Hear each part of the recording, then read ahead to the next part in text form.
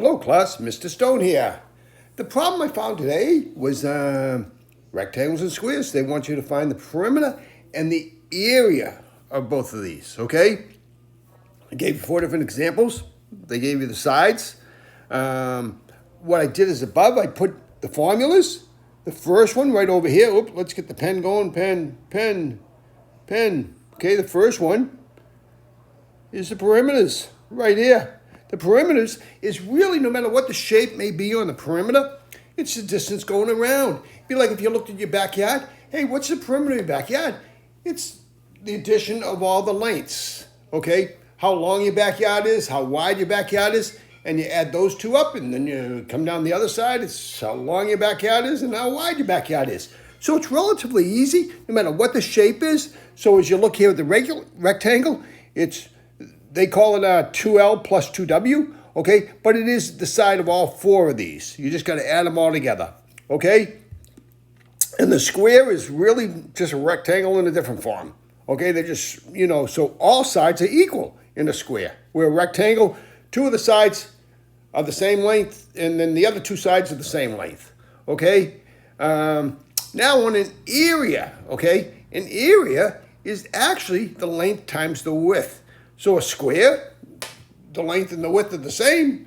So it's the length and the width times each other. So it's relatively easy, okay? But that's why I wanted to put these formulas above, because the way I look at it, the more times you look at these formulas, the more times it might sink in your head and say, oh, I can remember how that worked. I remember seeing that formula, okay? And on things like this, you're probably going to have to memorize these formulas, okay? And they're relatively easy to do, and you just think, hey, I want to know the perimeter of my backyard. I'm going to walk around. I want to know the area of my backyard. It's the length times the widths, okay? And that's all there is to it. So let's get to work on this, okay? Find the perimeter in the area, okay? So if we look at the formula for the rectangle, it's the perimeter. I'm going to write P here, and I'm going to write A over here, okay? So the P is the length times 2L, which is the length, so 2 times, you know how I'm going to write this instead?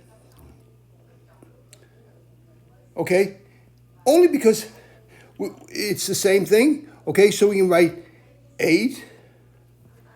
Get back to the pen.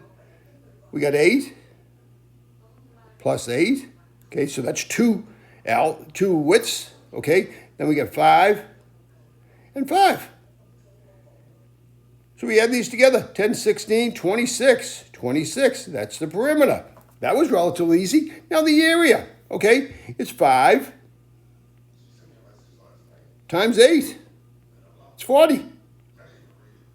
Let's square this off. So, hey, the teacher knows, hey, my answer's 40, my answer's 26. And that was all there was to it. That's relatively easy. Now, hey, let's go to the square, okay? So it says 9, okay? This is feet. So, if it's not multiple choice and you have to write in feet, okay? And now on the area, though, the area will be square feet, okay? You got to remember that, okay? So if you have to write in, if it's a multiple choice test, it'll say square feet, okay? But if you have to write it, I'd get in the habit of writing square feet, okay? On all areas, write square, whatever it is, okay? Now this is centimeters, 9 centimeters. So this means it's a square. This is 9 centimeters also, okay? So, hey, what we got for perimeter? It's 9. We got 4 sides, right? 9, 9, 9, 9. That's 36 feet. Now, that's not square because that's linear. We're walking the area, okay? We're walking each foot. Now, it's 9 times 9. 9 times 9. I like using the dots for the times, okay? Only because it's better than using the X, because later on down the road in algebra, you're going to be using X as a variable all the time. So get in the habit of using a dot, okay? 81 centimeters square, okay? And like I said, if it's a multiple choice, it'll say the centimeter squares. But if you got to write it, get in the habit of writing square for areas, okay? So let's go to the next one. We got 11, 20 and 20, 20 and 20. What do these all add to? We got 40 plus 22 is 62. And that's my answer for that one, 62. Square it off. KM. kilometers. Okay, now it's 11 times 20. So we got 11 times 20. So we got 0, 2, 2 centimeters square. 220. Square that off.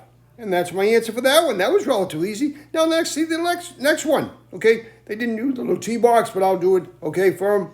So we'll call this perimeter, and we'll call this area. Okay, for the perimeter, what do you got? 12 and 12, 12. 12. 4 and 4. 4 and 4. What's that figure out to be? We got 8 plus 24, 32.